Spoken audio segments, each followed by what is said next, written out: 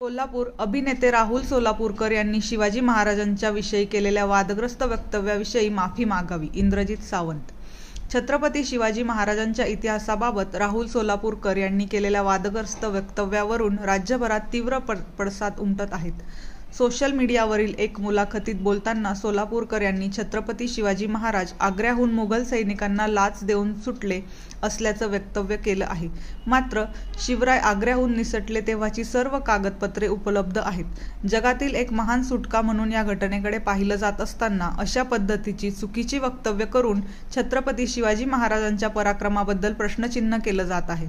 त्यामुळे महाराष्ट्राचे मन दुखावल्याबद्दल राहुल सोलापूरकर यांनी माफी मागितली पाहिजे, असं मत इतिहास संशोधक इंद्रजित सावंत यांनी व्यक्त केलं आहे.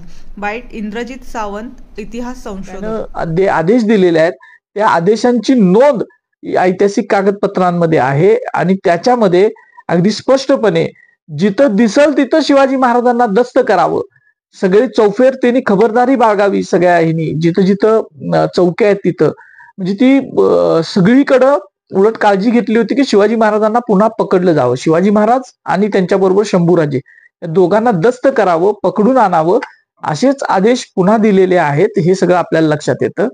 इतिहासाची कागदपत्र या शिवाजी महाराजांच्या सुटकेबद्दल भरपूर माहिती आपल्याला म्हणजे आग्र्याहून निसटले शिवाजी महाराज त्यावेळेची सगळी माहिती आपल्याला उपलब्ध करून देतात. त्याच्यामध्ये आणि तो जो काही सगळा शिवाजी महाराज इथून महाराष्ट्रातून आग्र्यापर्यंत जाणं आणि आग्र्याच्या दरबारामध्ये जे काही घडलं त्यावेळेच्या राजपूत लोकांनी जे रिपोर्ट्स त्यांच्या राजस्थानला पाठवलेले आहेत, जे डिंगल भाषेमधले आहेत, जी पत्र पाठवलेली आहेत, त्याच्यामध्ये अगदी बारीक साधिक नोंदी सुद्धा उपलब्ध आहेत आणि त्याच्यामध्ये अशी लाचेची कुठलीही गोष्ट नमूद केलेली नाही. सोलापूरकर विनाकारण शिवाजी महाराजांचा एक जो महान पराक्रम आहे, अत्यंत कझाक असणाऱ्या, क्रूर असणाऱ्या औरंगजेबाच्या तावडीतून निसटून येणं, त्याच्या हातावर तुरी देऊन येणं हा एक मोठा पराक्रम होता.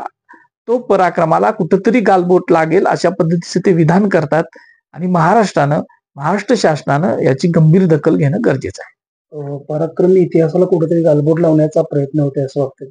अगदी 100%. नाहीतर असं विधान कोण करणारच नाही. ते जे काय बोलायला लागलेत, मी तो व्हिडिओ मधली थोडीशी क्लिप मी त्यांची पाहिली.